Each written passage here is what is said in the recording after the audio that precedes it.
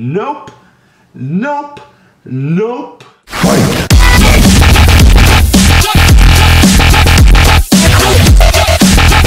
Of course, this video has spoilers, so if you haven't watched the How I Met Your Mother finale, go watch it and then come back to this video. So quick thoughts.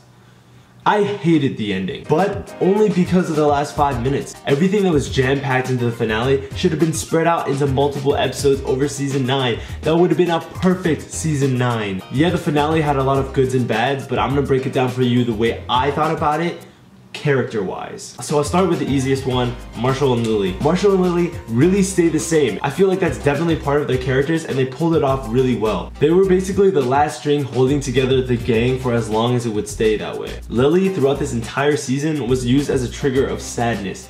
With her whole being pregnant and not being able to tell anyone, and having the drinks in her hand and moving to Rome, and then Marshall bringing up again that she left him for a couple months, and that was that was a real moment. And she carries this really well through the finale, how she says that the entire gang should be there for the big moments. This was almost the basis for the entire finale, and the only reason you get a glimpse into the multiple years that it's been spread over. Everyone in How I Met Your Mother really represents some type of average person that and Marshall and Lily definitely are the average couple who stay together through thick and thin and work it out in the end. There was only one small thing that bothered me, and that was that we didn't get any mention of Rome.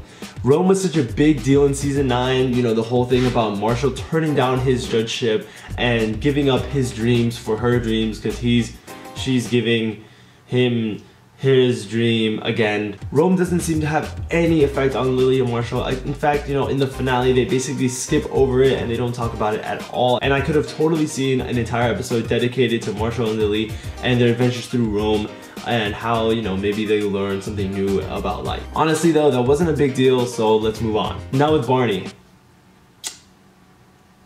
I really like what they did with Barney. I know a lot of people would argue and say, Barney went up this entire season and they were kind of pushing for the Robin and Barney ticket, and then suddenly he drops and then he comes back up again, and that's just like too much for the last episode. But I think what the writers did really shows Barney's true character. The divorce doesn't necessarily show that, Barney has to sleep with a lot of girls or he has to be with a lot of girls, but it shows that he's not able to settle down with one specific girl, and he has to go on this decline to be able to make an even greater realization that he is his mom. Barney's mom could never stay with one man. There's so many episodes that talk about where she slept around, and obviously she has 2 different sons from 2 different fathers, and she's been around the block. But the only men she could settle down with were her 2 sons, whom she worked incredibly hard to raise on her own. Which brings me to number 31, Barney's love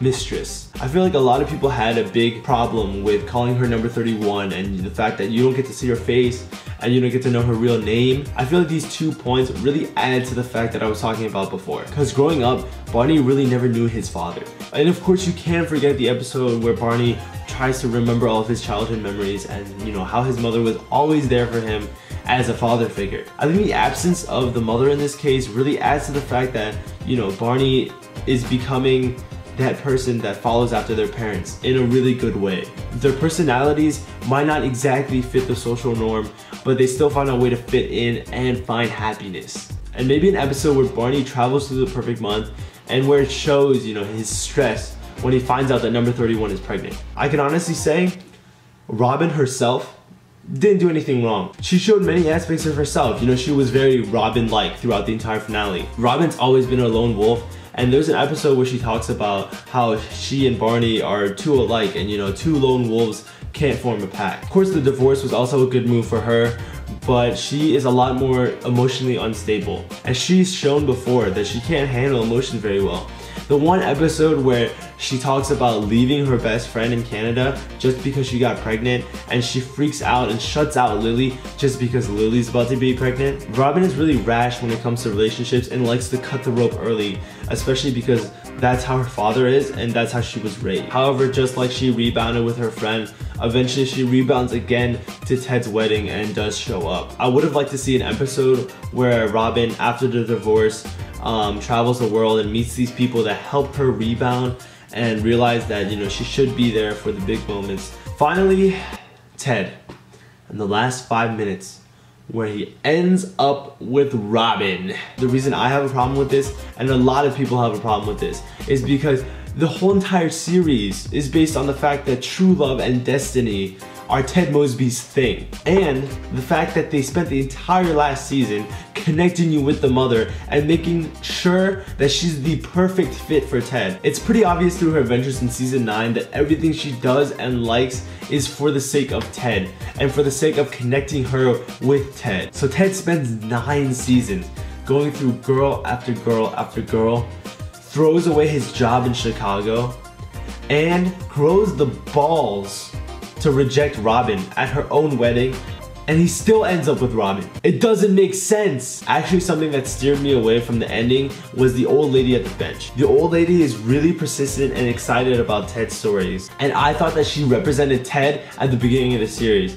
You know, at this point, Ted has given up all hope and he has decided to restart his entire life.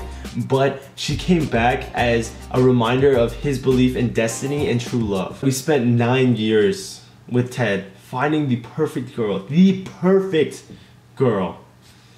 and then she just dies, and 6 years later he's back where he started. And I didn't really have a problem with the mother dying, other than it would have been a nice twist from, you know, an otherwise predictable ending. But I think it would have been a good reason for him to be telling the story to his kids. To sum it all up, I really like the ideas they put into the finale. I just kind of wish that the whole wedding season 9 was replaced with, you know, maybe an episode each of the years that they talked about, because then we would have gotten like a more detailed look into everyone's lives and where they were heading and how, you know, they were brought back together. And of course, it wouldn't have been so painful if they had ended it like 5 minutes early. You can actually watch a alternate ending online that is, you know, it ends it perfectly, like where we wanted it to end. But I guess the show's over, and you know, it was a great show. I loved watching it over the years. I started in high school, and you know, it's carried me through some pretty good laughs and quotes. So, you know, it was a good run, definitely.